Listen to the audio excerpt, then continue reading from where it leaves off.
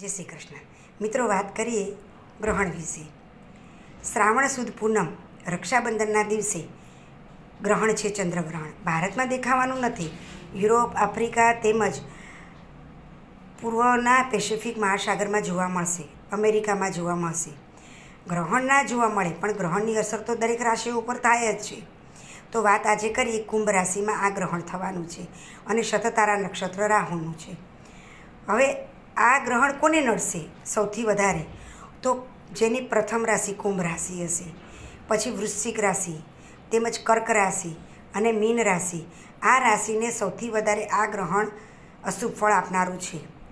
તેનો ઉપાય કહું તો શતતારા નક્ષત્ર પ્રમાણે અગર અને ચંદનનું દાન કરવું અને પોતાની રાશિ મુજબ જે ગ્રહ છે તેનું દાન કરવું. તે સિવાય ચંદ્રનું બિંબ, નાગનું બિંબ, ચાંદીનું અને ચંદ્રનું સફેદ વસ્ત્ર, ખાંડ, ચોખા તેનું પણ આપ દાન કરી શકો છો. તે સિવાય તમે દાન કોને કરવું જોઈએ? અબ્રાહ્મણને દાન કરો તો તમે જેટલું દાન કરો તેટલું જ ફળ મળે. બ્રાહ્મણને દાન કરો તો બમણું દાન મળે. અને શ્રોત્રાત જે કહીએ, જે વેદપાઠી બ્રાહ્મણ છે કે જે વેદોનું અધ્યયન કરનારા છે તેવા બ્રાહ્મણને દાન આપો તો તેનું અક્ષય ગણું ફળ મળે છે. ગ્રહણ દરમિયાન જાપ કરવાથી તે મંત્રનું સિદ્ધિ થાય છે, એટલે કે ધાર્મિક રીતે તે ખૂબ જ સુફળ આપનારું કહેવાય છે. મિત્રો, ભારત દેશમાં રહીએ અને ધર્મ પ્રમાણે નિયમ ન પાળીએ એ કેમ બને? આ પ્રમાણે દાન આપો તે યોગ્ય કહેવાય.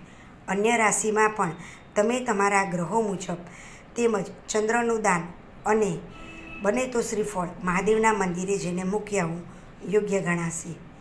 ગ્રહણ દરમિયાન આપે શુભ કાર્ય ન કરવા. જો કોઈ મૃત્યુ પામેલા વ્યક્તિ હોયને શ્રાદ્ધ કે તર્પણ કરવાનું થાય તો બને ત્યાં સુધી તર્પણ કરવાનું. શ્રાદ્ધનું જમાય નહીં. જો અન્ન ના છૂટકે લેવાનું થાય તો કાચું અન્નનું પ્રશન કરવું. જેમનો જન્મ ગ્રહણ દરમિયાન થયો હોય કે પહેલાં થઈ ગયેલો હોય તો આ ગ્રહણની શાંતિ અચૂક આ વખતે કરાવી યોગ્ય રહેશે. ગ્રહણ દરમિયાન ખાસ અગત્યના નિર્ણય ન લેવા. મુસાફરી ટાળવી.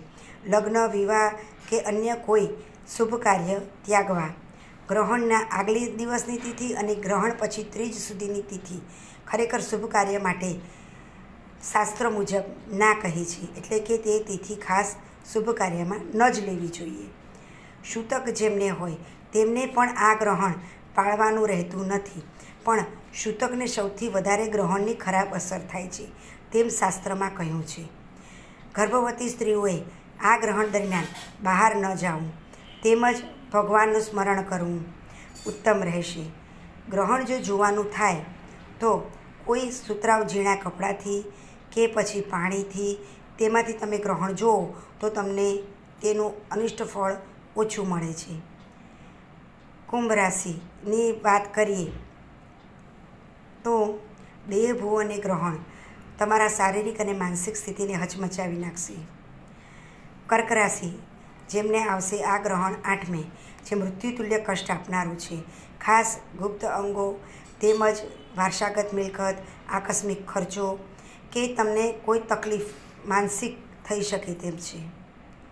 મીન રાશિ 12મે ગ્રહણ સૌથી વધારે ખરાબ ફળ, એટલે કે શારીરિક આરોગ્ય સાચવવું તેમજ આકસ્મિક મોટો ખર્ચો, ધનહાનિ કે માનહાનિ પણ થઈ શકે તેમ છે.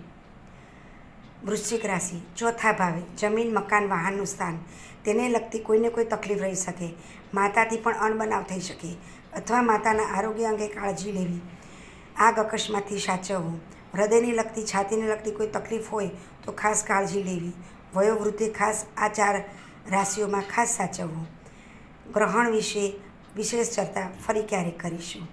તમને આ વિડીયો જો ગમ્યો હોય તો લાઈક કરજો, સબસ્ક્રાઈબ કરવાનું ભૂલતા નહીં. જય શ્રી કૃષ્ણ.